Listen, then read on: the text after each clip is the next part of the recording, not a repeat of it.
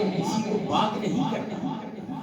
لیکن صحابہ کرام کا معمول تھا. یا شریعت میں یہ ہے، یا شریعت ہمیں یہ پتہ بتاتی ہے، کہیں شریعت میں ہے کہ حضور وضو فرمائے، رسول اللہ وضو فرمائے تو صحابہ کرام نیچے پر اپنے ہاتھوں کو رکھ لیں. کیا شریعت میں یہ لازم ہے؟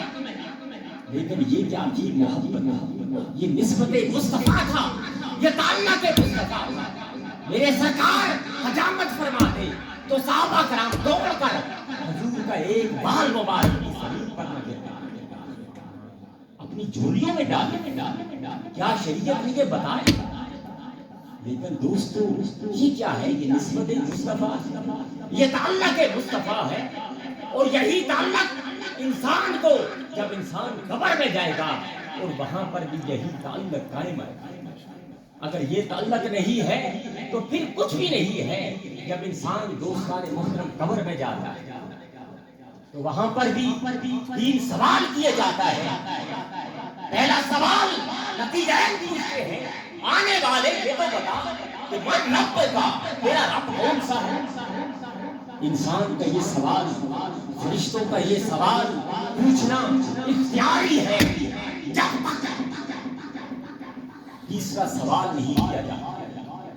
دوسرا سوال کیا جاتا ہے کہ قبر والے یہ تو بتا ماں دینوں کا، تیرا دین کون سا ہے؟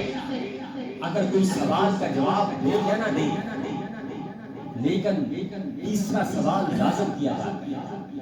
بلکہ بخاری شریف میں تو آتا ہے کہ سوال یہ ہوگا من ربوں کا ماں دینوں کا. آپ کو جواب نہیں آتا نہ دے، لیکن تیسرے سوال پر آپ کی زندگی کا دار و مدار. جب تیسرا سوال ہوگا تو آپ کی زندگی کا دار و مدار ہوگا. ارے تیسرا سوال کون سا ہوگا؟ جب تیسرا سوال کیا جاتا ہے تو قبر والے سے لے کر گنبد خطا تمام پردوں کو ہٹا دیا جاتا ہے. چہرہ مصطفی صلی اللہ علیہ وسلم کو سامنے لایا جاتا ہے. پھر نکیرین پوچھتے ہیں ارے بتا ما کنت تقول فی ھذا الرجل، ان کے بارے میں تو کیا کہتا تھا؟ کیا تو ان کا غلام تھا؟ کیا تیرے دل میں سرکار کی محبت تھی؟ نسبت مصطفیٰ کا تو برم رکھتا تھا؟ سوال ماضی سے ہوگا، سوال تھا سے ہوگا.